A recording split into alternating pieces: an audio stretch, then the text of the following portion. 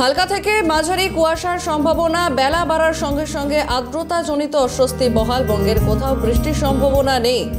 আলিপুর আবহাওয়া অফিস সূত্রে যেমনটাই খবর, এবং আর কি কি আবহাওয়া অফিস সূত্রে খবর পাওয়া যাচ্ছে, সৌভিক গিরি আমাদের সঙ্গে রয়েছেন। সৌভিক, এই মুহূর্তে ঠান্ডা মানে শীতের আমেজ হালকা অনুভূত হচ্ছে সকালবেলা, কিন্তু সেই হাড় কাঁপানো ঠান্ডা তা বঙ্গবাসীর কবে অনুভূত হবে, কি বলছে হাওয়া অফিস?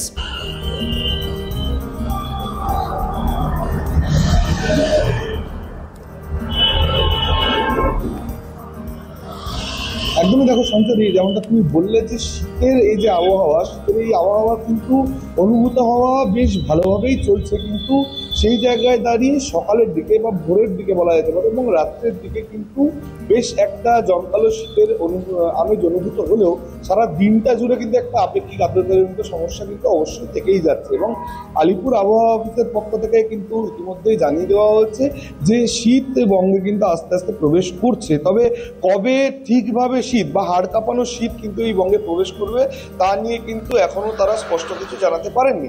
তবে যেটা তারা জানিয়েছেন যে সকালের দিকে কিন্তু বেশ হালকা থেকে মাঝারি একটা কুয়াশার সম্ভাবনা রয়েছে, যেমন দক্ষিণবঙ্গে তেমনই কিন্তু একটা ভারী কুয়াশার সম্ভাবনা রয়েছে দক্ষিণবঙ্গে, এবার উত্তরবঙ্গে। এবং এই একই জায়গায় দাঁড়িয়ে দক্ষিণবঙ্গে কিন্তু সকালের দিকে যে তাপমাত্রা, সেই তাপমাত্রা প্রায় 19 থেকে 20 ডিগ্রি ঘরে ঘোরাঘুরি করছে। এবং কলকাতা শহরে আজ কিন্তু সকালে সর্বনিম্ন তাপমাত্রা ছিল 19 ডিগ্রি সেলসিয়াস এবং এই তাপমাত্রা বেড়ে সর্বোচ্চ যেতে পারে 29 ডিগ্রি সেলসিয়াস পর্যন্ত। তবে বেলা বাড়ার সঙ্গে সঙ্গে কিন্তু আপেক্ষিক আর্দ্রতাজনিত যে সমস্যাটা সেটাও একটু বাড়ছে, কারণ তাপমাত্রাও বেশ অনেকটাই যাচ্ছে, প্রায় 29 ডিগ্রির ঘরে কিন্তু ঘোরাফেরা করছে এই সর্বোচ্চ তাপমাত্রার ঘর।